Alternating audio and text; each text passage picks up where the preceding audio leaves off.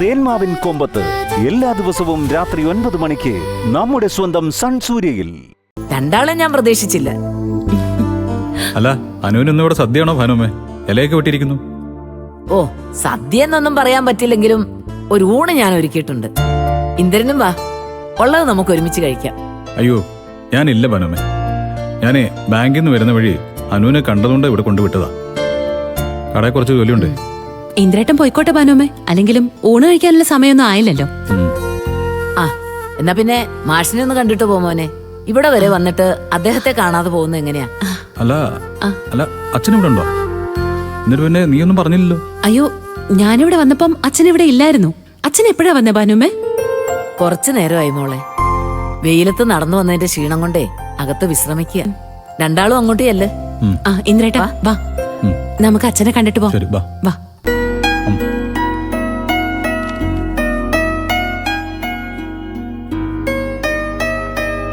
മോളെ, ആ അച്ഛാ, നിങ്ങളുടെ ശബ്ദം ഞാൻ കേട്ടിരുന്നു. വാ, നമുക്ക് അങ്ങോട്ടേക്ക് ഇരിക്കാം.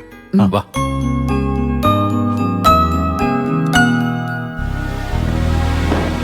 അച്ഛാ, അച്ഛൻ ഇന്നാണോ വന്നേ പഞ്ചരത്നത്തിന്ന്? ഏയ്, ഞാൻ 2 ദിവസമായിട്ട് ഇവിടെ ഉണ്ടായിരുന്നു. ദാസന്റെ വീട്ടിലായിരുന്നു. ആ ആ, ഞാൻ നിങ്ങക്ക് ചായ എടുക്കാവേ. ആ, അല്ല, ഈ രഘു അമ്പിളിയും പഞ്ചരത്നത്തിൽ തന്നെ തുടരാനാണോ തീരുമാനം? അവന്റെ കമ്പനിയുടെ സ്ഥിതിക്ക് അവർക്ക് ഇങ്ങോട്ട് വരുന്നതല്ലേ നല്ലത്?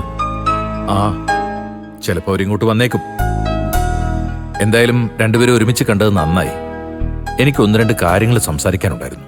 മോളൂരിക്കെ ഇരിക്കും മോളെ.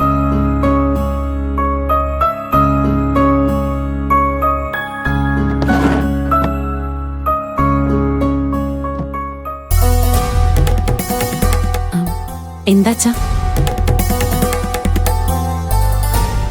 ചീരുമോള് സിംഗപ്പൂരിലേക്ക് പോവാൻ തീരുമാനിച്ചു.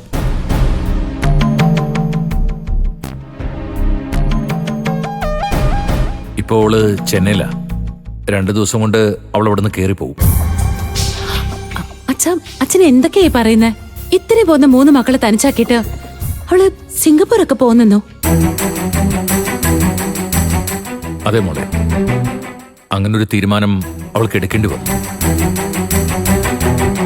ആലോചിച്ചു കഴിഞ്ഞപ്പോ പലതുകൊണ്ടും അവൾ പോകുന്നത് തന്നെ നല്ലതെന്ന് എനിക്കും തോന്നി.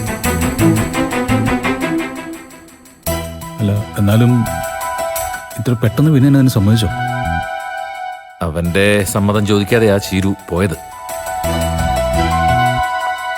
ചോദിച്ചാൽ തന്നെ ഒരു കാരണവശാലും വിനയൻ അതിന് സമ്മതിക്കില്ല എന്ന് മാത്രമല്ല, എങ്ങനെയെങ്കിലും അവളുടെ യാത്ര മുടക്കാനും നോക്കും. ദാസ ചീരുവുമായി ചെന്നൈയിലേക്ക് പോയതിനു ശേഷമാ ഞാൻ ഈ വിവരം വിനയന്റെ വീട്ടിൽ പോയി സംസാരിച്ചത്. അയ്യോ അച്ഛാ, അവനാകെ വയലന്റ് ആയ കാണുമല്ലോ. അവൻ അച്ഛനോട് വഴക്കിനെങ്ങാനും വന്നോ? ഏയ്, അങ്ങനൊന്നും ഉണ്ടായില്ല. ഇത്തവണ അവൻ വലിയ സംയമനത്തോടെ പെരുമാറിയത്. അവനുണ്ടാക്കിയ ബാധ്യത തീർക്കാനാണ് ചീരു പോയതെന്ന് അവന് മനസ്സിലായിട്ടുണ്ട്. അല്ല, വിനയൻ പുതിയ എന്ത് ബാധ്യത ഉണ്ടാക്കി വെച്ചാ? അവനിപ്പോ പുതിയ ഷോപ്പൊക്കെ ആരംഭിച്ചിരിക്കുമല്ലേ? അത് തന്നെയാണ് അവനും ബാധ്യതയായത്. അവൻ ആ ഷോപ്പ് ആരംഭിച്ചത് വീടിന്റെ പ്രമാണം പണയം വെച്ച് 25 ലക്ഷം രൂപ ബ്ലേഡ് പലിശയ്ക്ക് എടുത്തിട്ടാണ്. 1ഉം 2ഒന്നുമല്ല, മാസം 75,000 രൂപ ഇൻട്രസ്റ്റ് മാത്രം കൊടുക്കണം.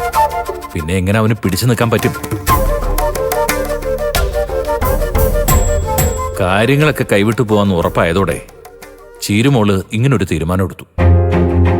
അപ്പോ എനിക്ക് അവളുടെ കൂടെ നിൽക്കാനല്ലേ പറ്റൂ. അത് നന്നായി അച്ഛാ. വിനയൻ ഇനി ജീവിതകാലം മുഴുവൻ അധ്വാനിച്ചാലും അവന്റെ ബാധ്യതകൾ മുഴുവൻ തീർക്കാൻ പറ്റില്ല. ചീരുമോൾ എന്തെങ്കിലും ഉണ്ടാക്കിയില്ലെങ്കിൽ അവളുടെ മക്കളുടെ ഭാവി അവതാളത്തിലാവും. പോയി രക്ഷപ്പെട്ടു വരട്ടെ. മക്കള് 3 പേരും ഇപ്പോ വിനയന്റെ വീട്ടിലാ. അവൻ ഇനി അവർക്ക് വേണ്ടി ജീവിക്കുമെന്നൊക്കെയാണ് പറഞ്ഞത്. നാളെ അവന്റെ തീരുമാനം മാറിക്കൂടായികയൊന്നുമില്ല. എന്തായാലും നമുക്ക് നോക്കാം.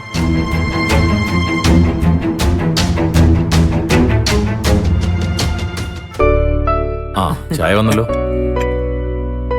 ഇന്ദ്രൻ എന്തായാലും ഊണ് കഴിക്കാനുണ്ടാവില്ലെന്ന് പറഞ്ഞു. എന്നാ പിന്നെ ഒരു ചായ കുടിച്ചിട്ട് പോയാ മതി. അയ്യോ ഭാനുമേ, ചായയും വേണമെന്നില്ലായിരുന്നു.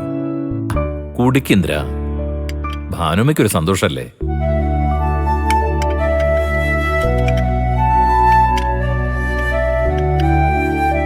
അല്ല, മാഷ് വീട്ടിൽ പോയ വിശേഷം ഇവരോട് പറഞ്ഞായിരുന്നോ? ഞാൻ നിങ്ങളെ രണ്ടുപേരെയും കണ്ടൊന്ന് സംസാരിക്കണമെന്ന് വിചാരിച്ചാ അങ്ങോട്ടേക്ക് വന്നത്. പക്ഷേ ശേഖരനോട് ഞാൻ സംസാരിച്ചത് സുശീലയ്ക്ക് ഇഷ്ടപ്പെട്ടില്ല.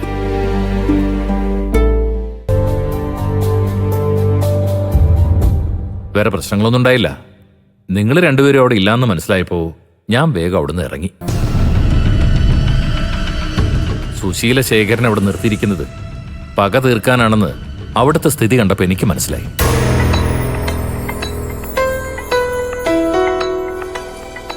ഞാൻ അവിടെ ചെന്നപ്പോ കണ്ടതേ സുശീല ശേഖരന് പഴകിയ ഭക്ഷണം കൊടുക്കുന്നതാണെങ്കിൽ മാഷ് പോയപ്പോ കണ്ടത് സുശീല ശേഖരനെ കൊണ്ട് വിറക് വെട്ടിപ്പിക്കുന്നതാ. അല്ല, അതിപ്പം ആരോഗ്യം സമ്മതിക്കുകയാണെങ്കിൽ ജോലി ചെയ്യുന്നതും ചെയ്യിപ്പിക്കുന്നതും ഒന്നും ഒരു തെറ്റല്ല. പക്ഷേ എന്തിനും ഒരു മാന്യതയും മനുഷ്യത്വമൊക്കെ ഉണ്ടാവുന്നത് നല്ലതല്ലേ ഇന്ദിര? ഞാൻ എന്താ അച്ഛാ പറയേണ്ടത്? ഇക്കാര്യത്തില് ഞാൻ നിസ്സഹായനാണ്. ആ മനുഷ്യനെ ആദ്യം അംഗീകരിക്കേണ്ടത് അമ്മയല്ലേ? അമ്മ അതിന് തയ്യാറാവത്തിടത്തോളം കാലം എനിക്കൊന്നും ചെയ്യാൻ പറ്റില്ല.